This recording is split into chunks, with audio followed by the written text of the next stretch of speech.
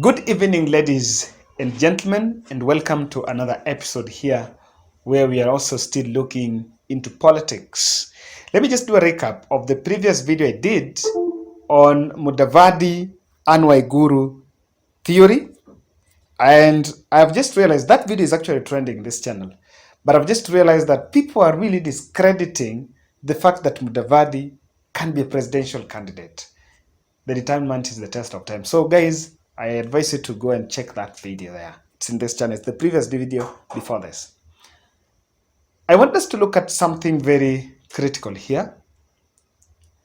This last week, Ngogu Njoroge, who was a media personality and he was working at Kameme TV, I think he was hosting a political show that was starting from 9 p.m. I think to midnight, announced that he was going to vie for Njoro parliamentary seat through UDA, and he joined UDA. The same, I think this week, Loise Kim, who is an artist, a gospel singer, award-winning gospel singer, also joined William Ruto's side to vie for Kiambu women reposition.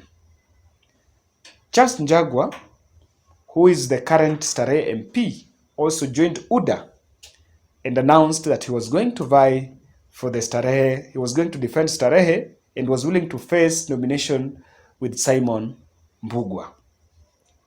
Now, these are all political events, and these three political events, there is something, I've chosen these three because they have a point of convergence. The point of convergence here is that these are all Kikuyu celebrities, and they are embracing UDA party. And so I was just asking myself, why do you think that UDA is becoming attractive to young Kikuyu celebrities? Just look at it critically. And do you think this should worry Raila Odinga side or the Azimio team, or they have no effect, or they should just be underestimated? In politics, I say that you take chances and you make choices.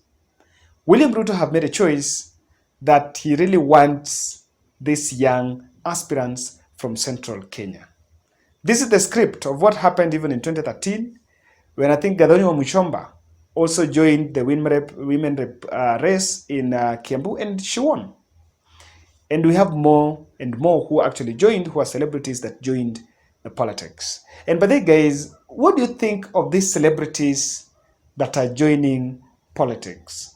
Do you think they deliver? Someone else will remind me of Jichopevu, and someone else will, I think Jichopevu is there. Also, I'm forgetting about Rafton, who said that he was going to vie for, I think, Nakuru Senator through UDA, if I'm not wrong. What is the deal? What is so good at UDA? Then that is what I want us to look at. Guys, if you're new to this channel, take a second and subscribe. Give this video a like, give this a thumbs up, so that YouTube is going to rate our videos. Also give us feedback about the issue of celebrities joining politics.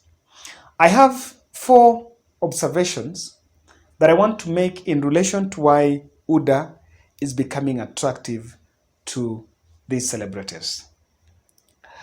And let me look at something and why Ruto really needs these people. The celebrities are already crowd pullers because of their profile. And there is a level of trust that they have. There is a connection they have with their fans. Let me excuse Loise Kim and let me use Ngogu and Njoroge in this context. I think I have done stories of Ngogu and Njoroge even in my other channels. This is my 3rd channel. I run Frontliner Buzz and Frontliner TV. So in my Frontliner Buzz, I think I did stories of Ngogu and Njoroge when there are reports that he actually snatched some lady, is it Mary Lincoln or somewhere? He is really a renowned and one of the highest paid radio presenters in the Gamer Nation, and one of the most trusted radio personalities there. So I think they carry a level of trust and they have a strong connection with their supporters. Now, when William Ruto get this blend, the blend of getting these celebrities where you have artists, you have presenters, you also have politicians, it actually adding the perceptional value. I think there is value into it because it also shows that UDA party is gaining ground in central Kenya. So this group, I want to say that yes, it's not a big worry to Azimio, but it only shows that that UDA party is resonating well with the young people in central Kenya. Now, let me get something here. As I was doing research, someone was commenting in a previous video saying that William Ruto has been buying these people who are maybe these celebrities to join his party or convincing them using goodies. I don't know whether that's not a theory I want to advance. But another thing I want to think that really makes UDA a lucrative party for them is their social media presence. Now, they have really been attracting an audience online, and William Ruto is so active in the Facebook and Twitter and all over. And these celebrities also, they have two types of audience. They have passive and active audience. The active audience are the ones they're interactive with on the ground. But celebrities, majority of celebrities have passive audience. The audience that they don't see them. The audience behind the scenes, the social media family. So I think they have actually realized that when they join UDA with that social media presence that UDA is enjoying and their social media presence, they are knowing it's going to resonate with the voters. So what does this add? It's also adding into the online profile of UDA party. By the way, I know people have not been keen to this.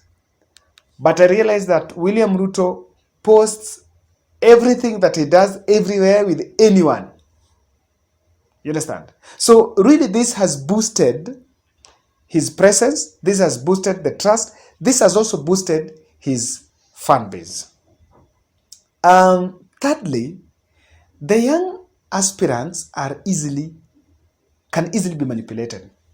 And that is why they're a very good deal even for these presidential aspirants. For example, Ngogu and Njoroge initially was supposed to vie for Nakuru senator through chama cha pesa, the Moses Kuria's party. But I think immediately William Ruto saw that poster at Moses Kuria's Facebook page, I think he reached out to Ngogu and Njoroge. Then Ngogu and Njoroge retracted and joined UDA. That tells you that you can easily manipulate them compared to these incumbents. You know, these incumbents who have been like an MP, has been an MP, when you tell him that now go and defend that seat, don't go for that women rep, or don't go for that senator, or don't go for that governor, it's very difficult to convince that group. But this group are a group that are first, they're loyal, they are green on matters politics, whatever you tell them, they will follow that direction.